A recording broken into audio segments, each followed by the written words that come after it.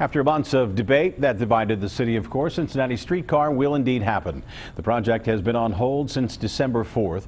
So here is the route of the streetcar. Starts at 2nd Street at the Banks, then up Main over 12th to Elm, passing by, as you'll see here, Findlay Market. The end of the line is Henry. Then it's back to Race, passing Washington Park to Central Parkway. We turn right then on Walnut, and you finish back at the Banks. The restart comes after City Council votes 6-3 to move forward with the project.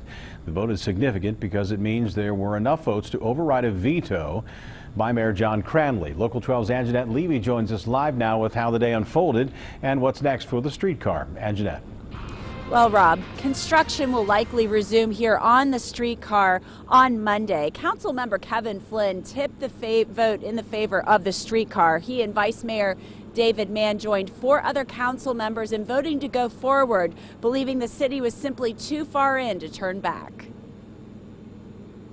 Let's go! Streetcar! Let's go! Streetcar! Councilmember Yvette Simpson led streetcar supporters in a victory chant at Rheingeist on the streetcar line. I always thought this would happen. I got up this morning. I felt optimistic when I went to bed last night and when I got up this morning. It was a roller coaster, and I never felt certain until we had the vote, honestly. One man's vote ensured the streetcar will be built and the city won't lose $45 million in federal funding.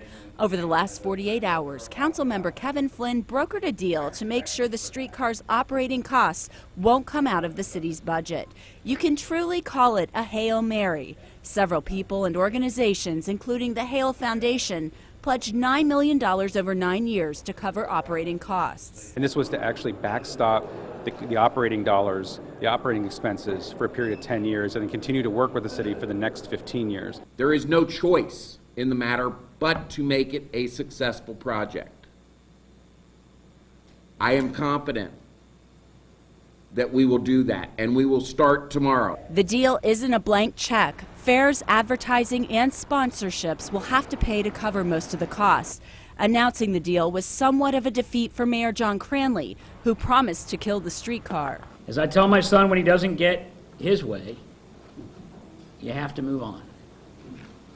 And it's time for Cincinnati to move on and do great things. Cranley and council members who opposed the streetcar vowed to take care of the city's budget and pension problems and put more cops and firefighters on the street. My promise to the folks out there that are saying, what happened today? You know, the neighborhoods that feel, gosh, this isn't the best thing for us and is it going to cost us police and fire? I will work hard to make sure that we live up to our commitments and promises, and that we don't lay those folks off. After an ugly fight, the mayor and council hope to mend fences as the streetcar gets back on track. We have fought this fight. It has been a strange and circuitous one. Let's come back in a new year and show a renewed level of unity around so many other important issues.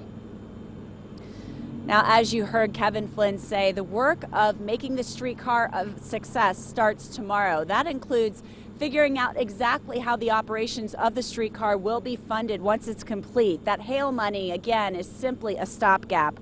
Also, it's not clear which entity will actually operate the streetcar.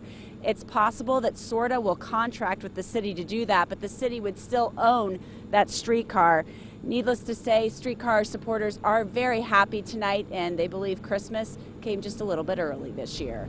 Reporting live and over the Rhine along the streetcar line, Anjanette Levy, Local 12 News. Rob? Anjanette, thanks very much. Streetcar supporters collected more than 11,000 signatures to try to place the streetcar charter amendment on the ballot. They say that charter amendment, of course, is no longer necessary.